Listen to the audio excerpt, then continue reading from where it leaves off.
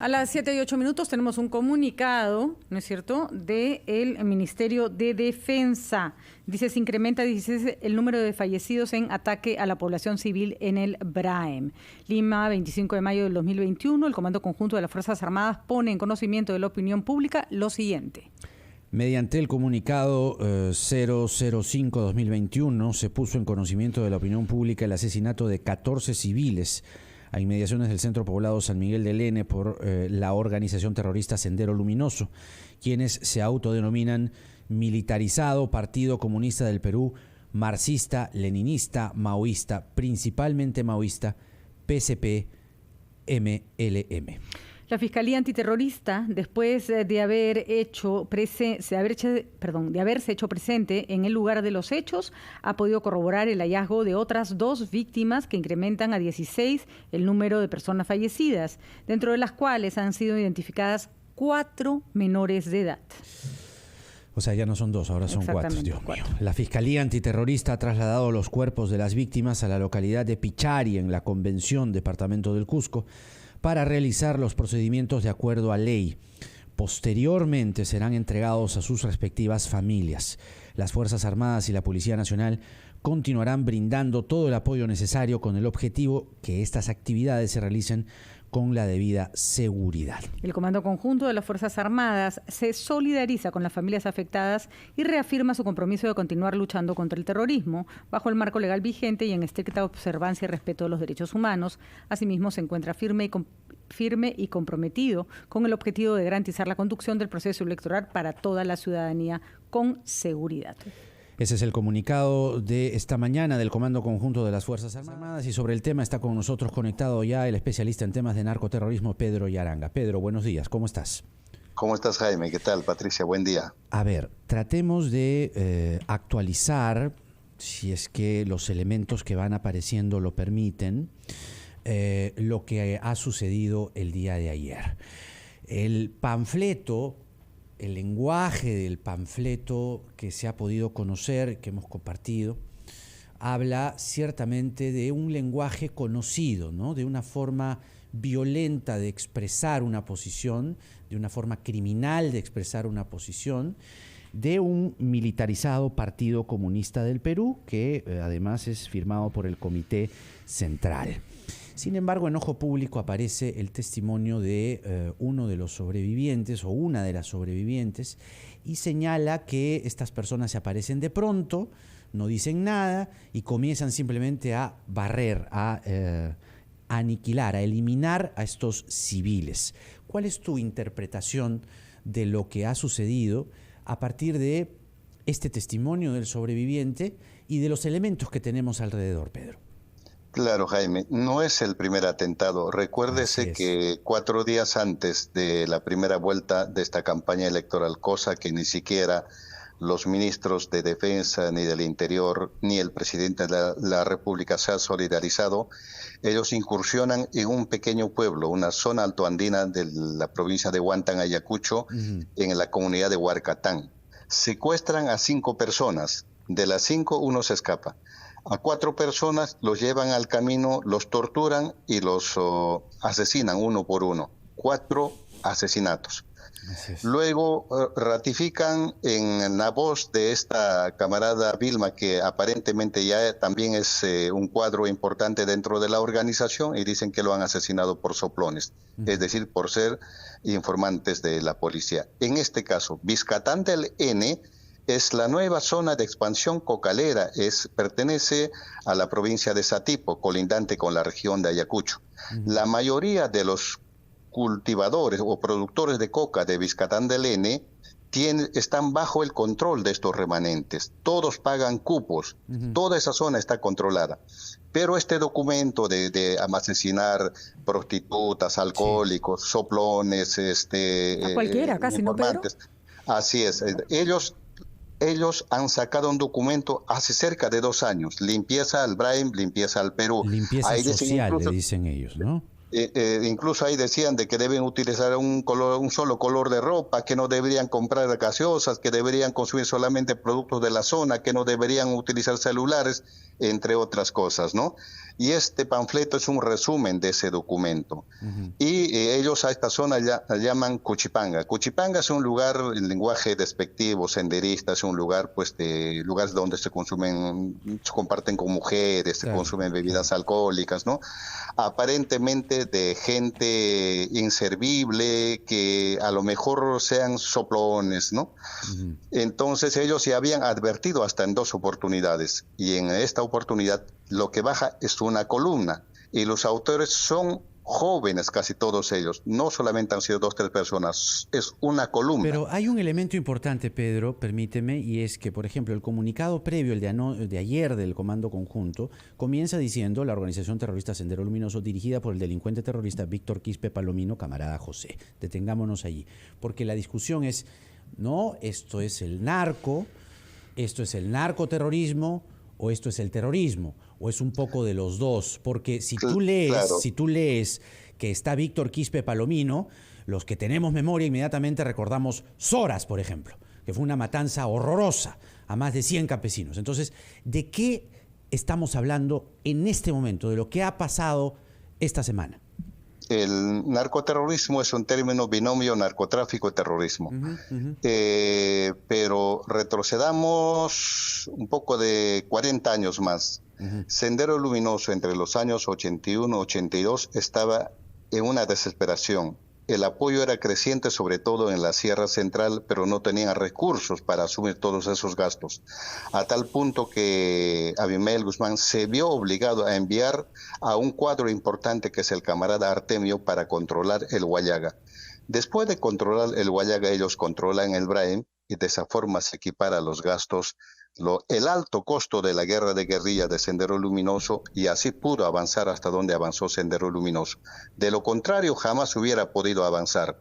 Los Quispe Palomino tampoco controlan toda la producción del Braem. Si hablamos del 100% de la producción del Braem, en números ni siquiera controlan ellos el 3%. Pedro, está muy interesante lo que nos estás diciendo. Solamente tenemos que ir al corte y regresamos inmediatamente después con la segunda parte de tu explicación. Es Pedro Yaranga, especialista en narcoterrorismo, hablando de lo sucedido en el N, 16 civiles muertos por la organización terrorista Sendero Luminoso. 7:15. 19 minutos de la mañana, esto es la rotativa del aire. Somos Patricia del Río y Jaime Chincha hasta las 8 de la mañana. Hoy es martes 25 de mayo, estamos conversando con el especialista en temas de narcoterrorismo, Pedro Yaranga. Pedro, nos estabas explicando la naturaleza de este ataque a civiles, cobarde, despreciable, y del cual esperamos resultados pronto de la investigación que ya se ha iniciado desde la policía. Y yo te hacía la pregunta respecto a la participación de Víctor Quispe Palomino, el camarada José, de acuerdo al comunicado del Comando Conjunto, comienza justamente mencionándolo.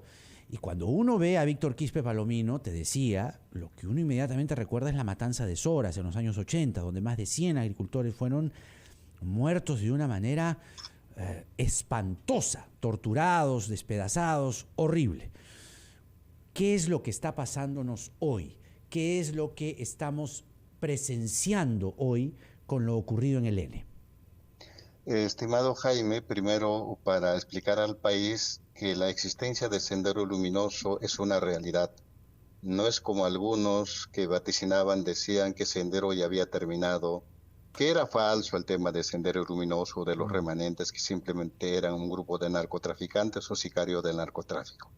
Eso por lo menos hasta ahora nos demuestra de que no es así, que es una realidad que ellos siguen controlando solamente el lugar donde perfectamente no controlan, no más allá, porque la pretensión de ellos desde el 2009 era ampliar. Ellos hablan de un plan de expansión para nuevamente retomar el Comité Regional Norte, Centro, Sur, Oriente, incluido Lima Metropolitano. Eso es imposible, jamás van a poder hacer. Por eso es que lo que pretenden más bien es invitar a algunos líderes, contactarse, encargar algunos trabajos. En eso están, en los últimos por lo menos 10 años. La influencia del narcotráfico. De todas maneras. ¿Cuál es la influencia del narcotráfico aquí concretamente? Es más, en el panfleto que dejan, ellos se refieren, dice, vamos a matar prostitutas, en fin, como al miserable fulano, al gordo John. Sí. Efectivamente, el gordo John fue informante de la policía y fue asesinado hace más de 2 semanas en pleno centro de la ciudad de Pichari. Ingresan 2 fulanos con una motocicleta, disparan a él, sale su esposa y también lo asesinan a su esposa. Cuando yo informé que eso eran terroristas, la gente empezó a atacarme diciendo de que te está prestándose para cosas electorales, que esto nada tiene que ver Sendero Luminoso. Son terroristas los que han asesinado a este informante, el gordo John. Ahora, también está el hecho de que en estas épocas de elecciones aparecen esta clase de ataques. 2021, hoy. 2016 también ocurrió. 2011 también ocurrió. Y claro, todos tenemos en la memoria que Sendero Luminoso se anuncia al país el 17 de mayo de 1980 en Chuschi. Lo ocurrido esta semana, lo ocurrido el domingo para el día lunes. ¿Qué interpretación o qué significado, qué cosa es lo que está diciendo al país Sendero Luminoso con esta acción?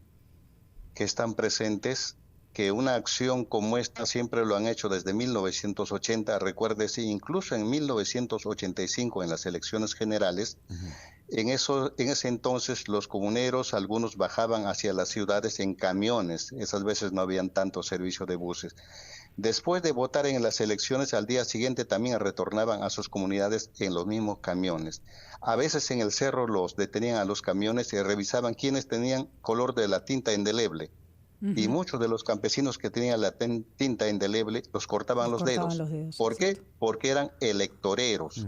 Porque Sendero Luminoso siempre estuvo contra las elecciones. Para ellos la solución no son las elecciones.